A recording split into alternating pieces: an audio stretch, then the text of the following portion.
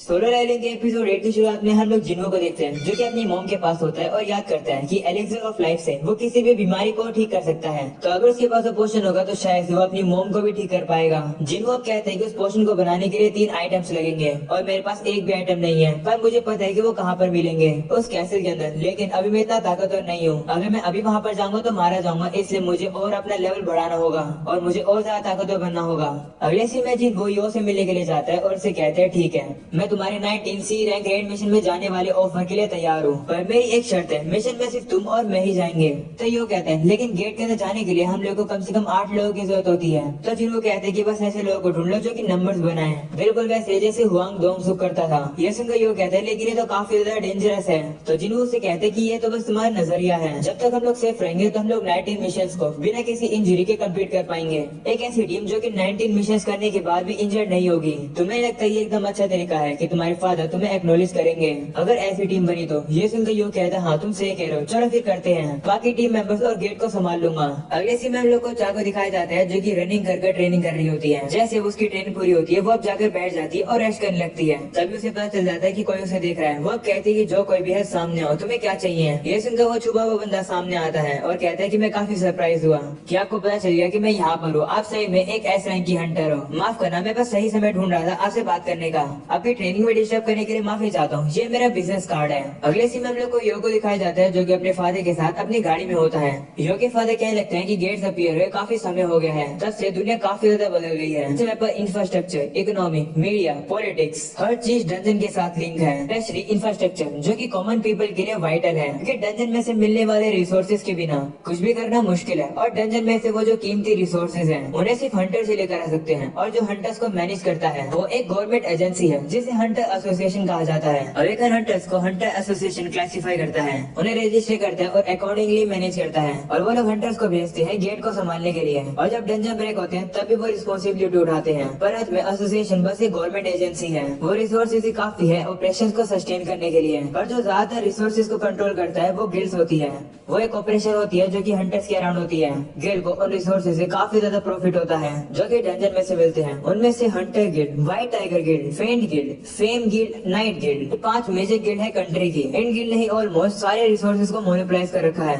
और मैं यहाँ पर ऐसे बैठ कर देख नहीं सकता हूँ और उन रिसोर्सेज को लोगों के लिए ज्यादा नेसेसरी पे नहीं होने दे सकता हूँ, क्योंकि वो रिसोर्सेज बुरे लोगों के हाथ में पड़ जाते हैं। उनकी जगह हम लोग होने चाहिए जो कि नेशन के डेवलपमेंट में सपोर्ट करेंगे, सारी रिस्पॉन्सिबिलिटी लेंगे और उन्हें मैनेज करेंगे। इस पर्पज के लिए हम लोग को एक गिल्ड एस्टेब्लिश करनी होगी। वो सुनकर यो कहता है हाँ, पर अब अपने मन में कहता है कि मैं और मेरा भाई मिलकर एक गिल्ड चला रहे हैं और ऐसे हंटर्स को हम लोग हेड हंट कर रहे हैं, इसका खतरा काफी ज्यादा है। लेकिन मेरा करंट सेल्फ। तभी सीन शिफ्ट होता है जहाँ पर हम लोग को जिन्हों को दिखाया जाता है जो कि रनिंग कर अपने डेली कष्ट को पूरा करता है, पर वो देखता है कि वो जो लिमिट है वो एक्सीड होनी बंद हो गई है। वो देखा जिन्हों को लगता है इसका मतलब पिछली बार की तरह मेरे को रिवॉर्ड नहीं मिल सकता है जो कि मुझे पिछले सीक्रेट क्वेश्चन मिला था। जिन्हों अब कहता है कि मुझे लगा था कि अगर मैं पिछली बार की तरह करूंगा तो मुझे डीमन कैसल की तरह कोई और आइटम मिल जाएगा। वो सोचने लगता है कि क्या रेगुलर रैंडम बॉक्स से भी की मिल सकती है, जैसे इंस्टेंट डंजन की। उसी चीज को जिन्हों ट्राई करता है और अब लूट बॉक्स को खोल के देखता है, पर उसके अंदर से उसे की नहीं मिलती है, बल्कि उसे एक बिंगो गेम मिलता है, जिसे देखकर वो काफी डिसअपॉइंट हो जाता है। जिन वो अब अपने स्टैट्स को देख रहा होता है और कहता है कि इस लेवल पर 3 एबिलिटी पॉइंट्स काफी नहीं है, मैं अपना लेवल जल्दी बढ़ाना चाहता हूँ, पर मुझे यो का वेट करना होगा जिसके साथ मैं सी रैंक के डंजन मिशन पर जा पाऊंगा। तभी जिन को उसी पेनल्टी जोन के बारे में याद आता है कि वो उस सेंटीपीड्स को मार के भी तो लेवल अप कर सकता है, पर जिन अब श्योर नहीं है कि उसे हराने पर उसे कोई पॉइंट्स मिलेंगे या फिर नहीं। फिर उसे हंटर एसोसिएशन से एक मैसेज आता है जो कि उसे डी रैंक के गेट के अंदर पार्टिसिपेट करने के लिए कह रहा है। वो देखकर जिनको कहते हैं कि ये टीम मिशन है, इसका मतलब मैं अकेले नहीं लड़ सकता हूँ, क्या मैं मना कर दूं? लेकिन चलो इसे एक्सेप्ट कर लेते हैं, कुछ ना होने से कुछ तो बेहतर ही है, मेरे पास टाइम वेस्ट करने का बिल्कुल समय नहीं है। अगले सीन में हम लोग सॉन्ग को देखते हैं जो कि केंडो खेल रहा होता है अपने स्टूडेंट्स के साथ, और अब उसका एक स्टूडेंट उसे कहता है कि मैं अभी तक आपको नहीं हरा पा रहा हूँ मास्टर। तो सॉन्ग उसे कहते हैं कि मुझे हराना इतना भी आसान नहीं होगा। तो उसका स्टूडेंट उसे कहते हैं कि मैं आपसे आपकी टॉप कंडीशन पर लड़ना चाहता था। ये सुनकर सॉन्ग उसे कहते हैं कि तुम फिर से वही बात कर रहे हो,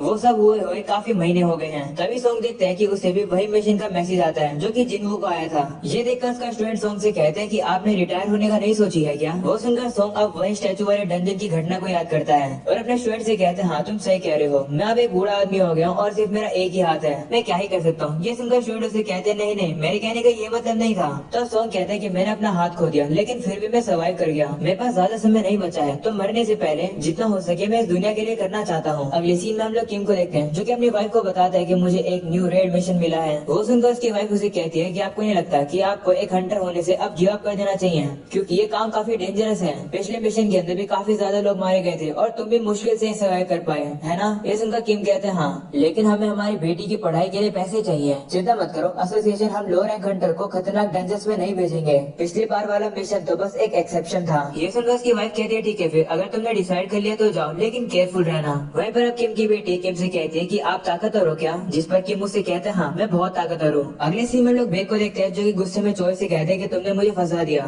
तुमने मुझे पुश किया मीडिया इंटरव्यू के सामने जाने के लिए। पता इंटरव्यू कितना बोरिंग होता है, वो जॉब तुम्हारी है लेकिन वो जॉब तुमने मुझे दे दी है ना? तो चोय कहते हैं लेकिन प्रेसिडेंट गो ने रिक्वेस्ट किया था कि मैं पब्लिक को दिखाऊं हमारे ताकतवर हंटर्स के होनेस्ट कैरेक्टर को और उनके वर्क एटीट्यूड को। मुझे लगता है कि इस काम के लिए मैं परफेक्ट था। ये सुनकर बेग कहते हैं कि तुम झूठ बोल रहे हो, लेकिन चलो इस बात को छोड़ो, आखिर तुम मुझसे क्या चाहते हो? तो चोय कहते हैं कि मैं तुम्हें रिसेंट इवेंट के बारे में इन्फॉर्म करता हूँ। लगता है योजिन कंस्ट्रक्शन एक गिल्ड बनाना चाहती है। तो बेग कहते हैं हाँ मुझे पता है, वो छुप के लोगों को ढूंढ रहे हैं जो कि उनकी गिल्ड ज्वाइन कर सके। मैंने तो ये भी सुना है कि वो मेरे गिल्ड के लोगों को अपने गिल्ड में लाने की कोशिश कर रहे हैं। ये सुनकर चोय कहते हैं अच्छी बात है कि तुम्हें पता है, मुझे ज्यादा एक्सप्लेन नहीं करना पड़ेगा। तो बेग कहते हैं कि तुम्हें अच्छे से पता है कि मुझे पता होगा इस सब के बारे में। बात घुमाना बंद करो, सीधा सीधा बोलो कि तुम्हें मुझसे क्या चाहिए। अगले सीन में लोग जूही को देखते हैं जो कि अपनी मॉम से बात कर रही होती है। उसकी मॉम उससे काफी रूड तरीके से बात कर रही होती है और कहती है कि मुझे पता है कि तुम दूसरे लोगों के लिए बर्डन हो। हंटर के तौर पर काम करने से तुम्हें अनकंफर्टेबल नहीं लगता क्या? तुम्हें घर वापस आकर हम लोगों की घर पर मदद करानी चाहिए। ये सुनकर जूही काफी गुस्सा हो जाती है और अपनी मॉम से कहती है कि मेरे डिसीजन लेना बंद करो, मैं अपने डिसीजन खुद ले सकती हूँ, मुझे अकेला छोड़ दो। ऐसा बोलने के बाद वो फोन को साइड में फेंक देती है और कॉल को कट करके डिप्रेस बैठ जाती है और सोचने लगती है कि क्या मैं दूसरों के लिए बर्डन हूँ। तभी उसे वो चीज याद आती है कि जिन्हों ट्रेनिंग करा था। वो याद करके वो कहती है चलो मैं एक और बार ट्राई करती हूँ। ऐसा बोलने के बाद वो खड़ी हो जाती है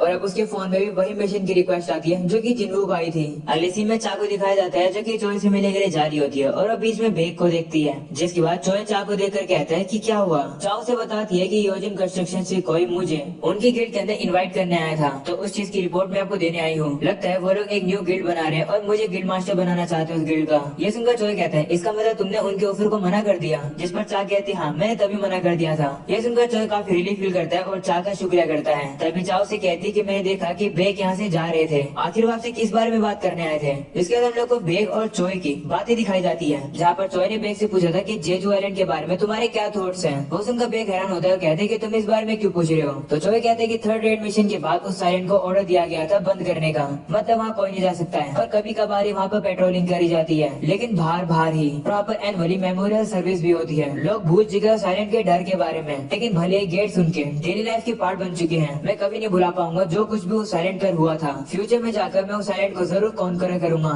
इसी रीजन की वजह से हम लोग डिवाइडेड नहीं हो सकते हैं, हम लोगों को एक साथ होना होगा और अपने नंबर्स बढ़ाने होंगे। ये सुनकर बेग कहता है इसका मतलब वो जो इंटरव्यूज थे और न्यू हंटर्स को मोटिवेशन देना था वो इसी काम के लिए था। तो जॉय कहते हैं हाँ, क्या तुम्हारे इरादे भी सेम नहीं है? उस साइड के ऊपर तुम भी कुछ छोड़कर आ चुके हो। ये सुनकर बेग ड्रिंक करते समय अपने दोस्त को याद करता है जो कि उस आइलैंड पर मोस्टर्स के द्वारा मारा गया था और बेग उसे बचाने के लिए कुछ भी नहीं कर पाया था। अगले सीन में हम लोग एक बंदे को देखते हैं जो कि दूसरे बंदे से कहता है कि मेरी मदद करो, उन लोगों को मार दो। जिसके जिन्हों को दिखाया जाता है जो कि अपनी बहन से कहते हैं कि मैं जा रहा हूँ। तो जिन्हों से कहते हैं कि तुम तो छुट्टी के दिन भी काम कर रहे हो, तुम वो पर्सन होते थे जो कि हमेशा इंजर्ड होकर आते थे, लगता है इतनी सारी एक्सरसाइज करने से तुम ताकतवर बन गए हो। तो जिन्हों कहते हैं चाहे कुछ भी हो मैं अच्छा खासा कमाता रहा हूँ, क्या ये अच्छी बात नहीं है? ऐसा बोलकर वो जान लगता है। तो जिन्हों से कहती है कि क्या तुम्हें तुम्हारा सामान नहीं चाहिए? जिस पर जिन्हों कहते हैं नहीं, मुझे उसकी जरूरत नहीं है। जिसके बाद अब जिन्हों वहाँ से चला जाता है। वहीं अब सॉन्ग को दिखाया जाता है जो कि कहने लगता है कि मेरी अवेकनिंग कोई फिजिकल टाइप अवेकनिंग नहीं है, ये तलवारबाजी मैजिकल बीस्ट को हार्म नहीं कर सकती है। क्या किस्मत है मेरी, मैं पहले एक सोर्समैन हुआ करता था और अब मैं एक मेज के तौर पर अवेकंड हो चुका हूँ। लगता है इसके पीछे कोई ना कोई रीजन तो होगा ही। वो अब आगे जा ही रहा होता है, तभी उसे जिन्हों देखता है, जिसे देखकर वो कहता है क्या तुम जिन्हों हो? तो जिन्हों कहते हैं हाँ। ये सुनकर सॉन्ग उसे कहते हैं कि तुम तो काफी बदल गए हो, मुझे नहीं मिला था कि तुम मुझे यहाँ मिलोगे, तुम्हारा तो पैर भी वापस आ चुका है, ये कैसे? तो जिन्हों कहता है कि जब मैं हॉस्पिटल में उठा तो मैंने देखा कि मेरा पैर नॉर्मल हो चुका है। वो सुनकर सॉन्ग कहता है लगता है कोई हाई लेवल का हीलर आ गया था जो कि तुम्हें रेस्क्यू कर गया, अच्छी बात है कि तुमने रिकवरी कर ली। तो जिन्हों कहता है हाँ मैंने तो कर ली, लेकिन आपका हाथ? तो सॉन्ग जिन्हों से कहते हैं कि मैंने अपने हाथों के ऊपर ज्यादा ट्रीटमेंट नहीं होने दी, लेकिन कोई बात नहीं। इम्पोर्टेंट बात तो यह है कि मैंने एसोसिएशन स्टाफ से सुना था कि तुम ठीक हो, लेकिन तुम्हें ऐसे फिर से देखकर मुझे काफी खुशी हुई। ये सुनकर जिन्हों से कहते हैं कि आखिर आप यहाँ पर क्यों आए हो? तो सॉन्ग कहते हैं कि एसोसिएशन ने मुझे यहाँ पर समन किया है। तो जिन्हों से कहते हैं मुझे भी,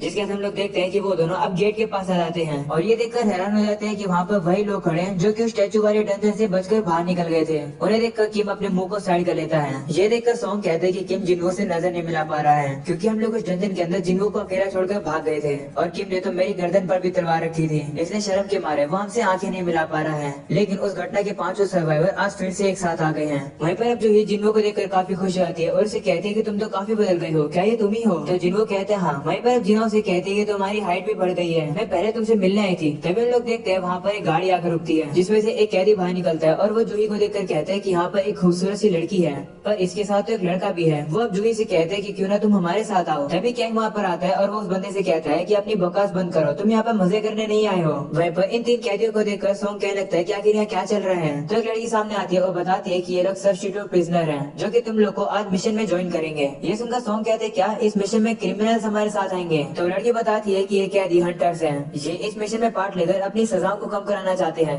और आप लोगों को हार्म नहीं करेंगे। इस एरिया के अंदर हंटर्स की कमी है तो इन्हें लेना पड़ेगा, इसे प्लीज कोऑपरेट करना। ये सुनकर सॉन्ग कहते हैं कि तो बिल्कुल भी सही नहीं है। तो लड़कियों से कहती है चिंता मत करो, हंटर एसोसिएशन सर्वेलेंस टीम से कैंग भी तुम्हारे साथ आएगा। वो एक बी रैंक का हंटर है, खतरे के समय पर वो आराम से 3 सी रैंक के प्रिजनर्स को संभाल सकता है, वो भी काफी आराम से। ये सुनकर जिन वो जूही से कहता है कि मुझे कुछ गड़बड़ लग रही है, तुम्हें इस मिशन में नहीं जाना चाहिए। ये सुनकर जूही कहती है तो तुम्हारा क्या होगा? जिस पर जिन वो कहता है कि मैं तो मिशन में जाऊंगा। तो अब जूही कहती है कि मैं भी जाऊंगी। ये सुनकर जिन वो कहते हैं ठीक है फिर। जिसके साथ लोग उन कैदियों को देखते हैं जिनके हाथों से वो हैंडकफ निकाल दिए जाते हैं। वो अब कैंग से कहने लगते हैं कि हम लोग नौकर नहीं है तो हमें इस तरीके से ट्रीट क्यों कर रहे हो? तो कैंग उनसे कहते हैं कि तुम लोग प्रिजनर्स हो, अगर तुमने कोई भी गलत मूव किया तो तुम्हें पता है कि तुम लोग के साथ क्या होगा। ये सुनकर सभी प्रिजनर सब हंसने लगते हैं। जिसका कैंग जाकर जिनवू और सॉन्ग से कहते हैं कि मैं नाम कैंग है, इन प्रिजनर्स पर निगरानी रखने की रिस्पॉन्सिबिलिटी मैं लेता हूँ, तो चिंता मत करो। वैसे इस मिशन का लीडर कौन होगा? ये सुनकर सॉन्ग जिनवू से कहता है कि क्या कैप्टन मैं बन सकता हूँ? तो जिनवू कहते हैं ठीक है। ये सुनकर सॉन्ग अब उसके सामने झुक जाता है और कहते हैं शुक्रिया मुझे एक और चांस देने के लिए। उस दिन मेरी गलती की वजह से 7 लोगों ने अपनी जान गंवा दी, वो मेरी गलती है कि मैं उन लोगों को प्रोटेक्ट नहीं कर पाया। लेकिन जिनवू तुम्हारी शुक्रिया, तुम्हारी वजह से 6 लोग सर्वाइव कर पाए, तो इन 5 लोगों की तरफ से मैं तुम्हारा शुक्रिया करना चाहता हूँ। मैं अपने तहे दिल से तुम्हारा शुक्रिया करना चाहता हूँ। वो सुनकर जिनवू उससे कहते हैं कि अपना सर उठाओ।